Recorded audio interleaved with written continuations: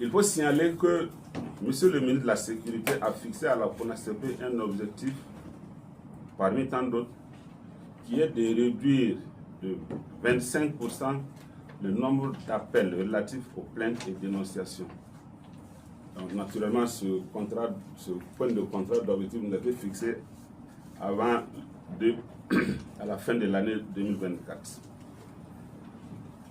En rappel, en 2024, la CONACP a reçu environ 600 appels liés aux plaintes et dénonciations. Au regard de l'objectif fixé qui est de réduire cela de 25%, nous devrions œuvrer à ne pas recevoir plus de 450 appels en 2025. Au premier semestre de cette année, le service en charge de la réception des plaintes et dénonciations a enregistré 111 appels.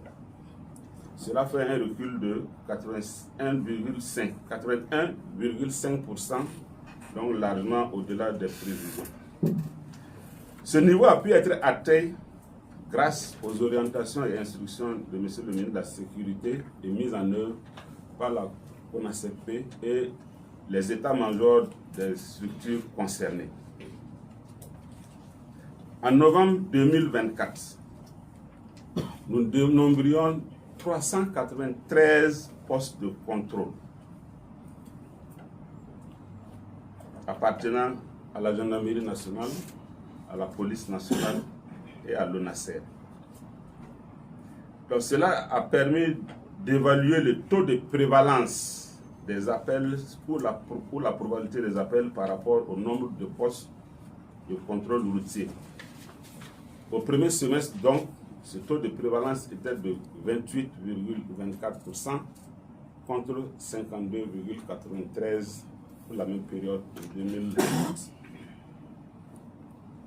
En conclusion, je dirais que la CONACP participe aux côtés des autres structures étatiques à la lutte contre la corruption en général et en particulier sur les rackets et les tracasseries sur les axes routiers.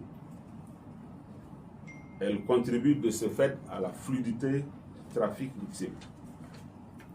Alors, la corruption ayant la peau dure, voire très dure, aucune structure publique ou privée, aussi puissante soit-elle, ne peut se prévaloir du monopole de la contrer efficacement.